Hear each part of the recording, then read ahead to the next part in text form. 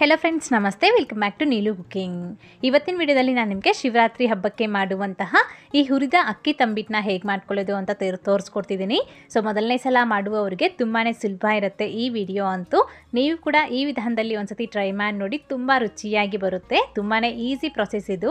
Late ಮಾಡ್ತೀರಾ, ಈ ಹುರಿದ ಅಕ್ಕಿ ತಂಬಿಟ್ಟನ್ನ ಹೇಗೆ ಮಾಡೋದು ಅಂತ ನೋಡೋಣ. ಈ ರೀತಿ ಒಂದು ಪ್ಯಾನ್ನಲ್ಲಿ 1 ಕಪ್ ಆಗುವಷ್ಟು ಅಕ್ಕಿನ ಹಾಕ್ಕೊಳ್ಳಿ. ಸೊ ನೀವು ಊಟಕ್ಕೆ ಬಳಸುವಂತಹ ಅಕ್ಕಿ ಯಾವುದಾದ್ರೂ ಹಾಕ್ಕೊಳ್ಬೋದು. ನಾನಿಲ್ಲಿ ರೇಷನ್ ಅಕ್ಕಿನ ಹಾಕ್ಕೊಂಡಿದ್ದೀನಿ. ಅಕ್ಕಿ ಹಾಕ್ಕೊಂಡು ಕಡಿಮೆ ಉರಿನಲ್ಲಿ 5 ರಿಂದ 6 ನಿಮಿಷಗಳ ಕಾಲ ಚೆನ್ನಾಗಿ ಹುರ್ಕೊಳ್ಬೇಕಾಗತ್ತೆ. ಸೀದೋಗ್ದಿರ ನೀಟಾಗಿ ಹುರ್ಕೊಳ್ಳಿ, ಆಗಲೇ ನಮಗೆ ಟೇಸ್ಟ್ ಚೆನ್ನಾಗಿರೋದು. ಇದು ಮಾತ್ರ ಮಿಸ್ ಮಾಡದೆ ಮಾಡ್ಕೊಳ್ಬೇಕು. ಈ ಥರ ಅಕ್ಕಿ ಚೆನ್ನಾಗಿ ಹುರಿದಾದ ನಂತರ ಇದನ್ನು ಎತ್ಕೊಂಡು ಒಂದು ಪ್ಲೇಟಿಗೆ ಹಾಕಿ ತಣ್ಣಗಾಗ್ಲಿಕ್ಕೆ ಬಿಡಬೇಕು.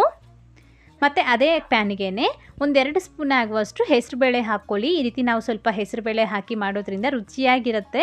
ಒಂದ್ಸತಿ ತಪ್ಪದೆ ಟ್ರೈ ಮಾಡಿ ನೋಡಿ. ಈಗ ಈ ಹೆಸರುಬೇಳೆ ಕೂಡ ಈ ರೀತಿ ನಾವು ಕಡಿಮೆ ಊರಿನಲ್ಲೇ ಹುರ್ಕೊಳ್ಬೇಕು. ನಿಮಗೆ ಬೇಡ ಅಂದರೆ ನೀವು ಕಂಪ್ಲೀಟಾಗಿ ಸ್ಕಿಪ್ ಮಾಡಿ ಕೂಡ ಮಾಡ್ಕೊಳ್ಬೋದು. ಇದು ಕೂಡ ಅಷ್ಟೇ ಅದೇ ಅಕ್ಕಿ ಪ್ಲೇಟಿಗೆ ಹಾಕ್ಕೊಂಡು ತಣ್ಣಗಾಗ್ಲಿಕ್ಕೆ ಬಿಡ್ತಾ ಇದ್ದೀನಿ. ಮತ್ತು ಅದೇ ಪ್ಯಾನಿಗೆ ಅರ್ಧ ಕಪ್ನಷ್ಟು ಕಡಲೆ ಬೀಜ ಹಾಕ್ಕೊಂಡು ಇದು ಕೂಡ ಅಷ್ಟೇ ಕಡಿಮೆ ಉರಿನಲ್ಲಿ ಚೆನ್ನಾಗಿ ಗರಿ ಆಗೋ ತನಕ, ಸಿಪ್ಪೆ ಬಿಡೋ ತನಕ ಫ್ರೈ ಮಾಡ್ಕೊಳ್ಬೇಕು. ಈ ರೀತಿ ಕಡಲೆ ಬೀಜ ಕೂಡ ಫ್ರೈ ಆಗಿದ ನಂತರ ಒಂದು ಪ್ಲೇಟಿಗೆ ಹಾಕಿ ಸಿಪ್ಪೆ ತೆಗೆದುಬಿಟ್ಟು ಪಕ್ಕೆತ್ತಿಟ್ಕೊಳ್ಳಿ. ಈಗ ಮತ್ತೆ ಅದೇ ಪ್ಯಾನಿಗೆ 1-2 ಸ್ಪೂನ್ ಆಗುವಷ್ಟು ಅಥವಾ 1 ಸ್ಪೂನ್ ಆಗುವಷ್ಟು ಎಳ್ಳನ್ನ ಹಾಕ್ಕೋಬೋದು. ಜಾಸ್ತಿ ಅಥವಾ ಕಡಿಮೆ ನಿಮ್ಮ ಚಾಯ್ಸ್, ಅದು ಹಾಕಿದ್ರೆ ಟೇಸ್ಟ್ ಚೆನ್ನಾಗಿರುತ್ತೆ. ಹಾಕ್ಕೊಂಡು ಇದು ಕೂಡ ಚೆನ್ನಾಗಿ ಫ್ರೈ ಮಾಡಿಕೊಂಡು ಪಕ್ಕೆತ್ತಿಟ್ಕೊಳ್ಳಿ.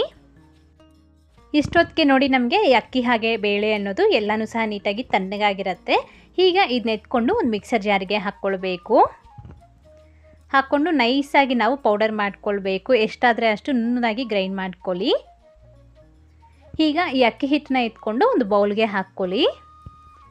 ಮತ್ತು ಈಗ ಅದೇ ಮಿಕ್ಸರ್ ಜಾರಿಗೆ ನಾವು ಫಸ್ಟೇ ಹುರಿದು ಸಿಪ್ಪೆ ತೆಗೆದಿಟ್ಕೊಂಡಿರುವಂತಹ ಈ ಕಡಲೆ ಬೀಜ ಹಾಕ್ಕೊಳ್ಬೇಕು. ಹಾಗೆಯೇ ಅರ್ಧ ಕಪ್ನಷ್ಟು ಕಡಲೆ ಪಪ್ಪು ಕೂಡ ಹಾಕ್ಕೊಂಡು ಇದನ್ನು ಎರಡೂ ಸಹ ತರಿತರಿಯಾಗಿ ಗ್ರೈಂಡ್ ಮಾಡ್ಕೊಳ್ಬೇಕು. ನೋಡಿ, ಈ ರೀತಿ ನಮಗೆ ತರಿತರಿಯಾಗಿರಬೇಕು. ತುಂಬ ನುಣ್ಣದಾಗಿ ಪೌಡರ್ ಮಾಡೋದಕ್ಕೆ ಹೋಗಬೇಡಿ. ಈಗ ಈ ಪುಡಿ ಕೂಡ ಎತ್ಕೊಂಡು ಇದೇ ಅಕ್ಕಿ ಹಿಟ್ಟಿನ ಬೌಲ್ಗೆ ಹಾಕ್ಕೊಳ್ಳಿ.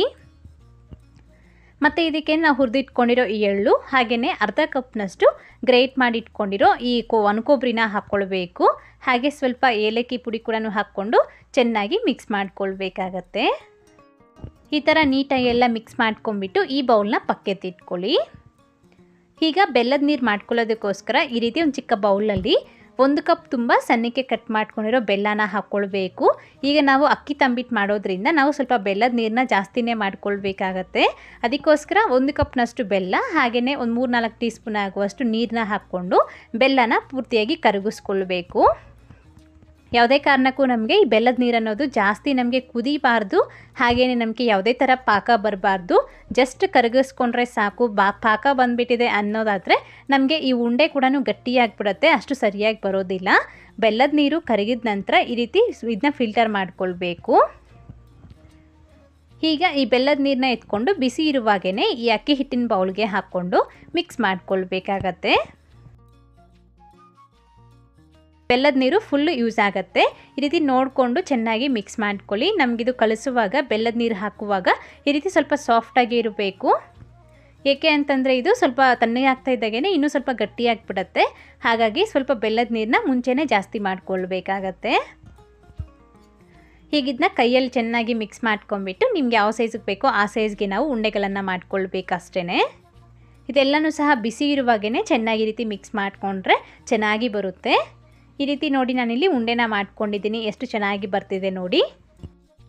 ನಾನಿಲ್ಲಿ ಸ್ವಲ್ಪ ಕಡಿಮೆ ಕ್ವಾಂಟಿಟಿನಲ್ಲಿ ಎಲ್ಲನೂ ತೋರಿಸಿದ್ದೀನಿ ಅಲ್ವಾ. ನೀವು ಸ್ವಲ್ಪ ದೊಡ್ಡ ಬೌಲಲ್ಲಿ ಮಾಡಿಕೊಂಡ್ರೆ ಇದೇ ಮೆಥಡ್ನಲ್ಲಿ ಇದೇ ಅಳತೆಯಲ್ಲಿ ಮಾಡ್ಕೊಳ್ಬೋದು. ತುಂಬ ಚೆನ್ನಾಗಿ ಬರುತ್ತೆ. ಸೊ ಮತ್ತು ಇವತ್ತಿನ ವಿಡಿಯೋ ಇಷ್ಟ ಆದರೆ ತಪ್ಪದೆ ಲೈಕ್ ಮಾಡಿ, ಹಾಗೆ ನಿಮ್ಮ ಫ್ರೆಂಡ್ಸ್ಗೂ ಶೇರ್ ಮಾಡಿ. ಮತ್ತಷ್ಟು ರೆಸಿಪೀಸ್ಗಾಗಿ ನೀಲು ಕುಕಿಂಗ್ ಚಾನಲ್ಗೆ ಸಬ್ಸ್ಕ್ರೈಬ್ ಆಗಿ, ಹಾಗೆ ಪಕ್ಕದಲ್ಲೇ ಬರುವಂಥ ಬೆಲ್ ಬಟನ್ ಆ್ಯಕ್ಟಿವೇಟ್ ಮಾಡಿ. Thank you. Keep watching Neelu cooking.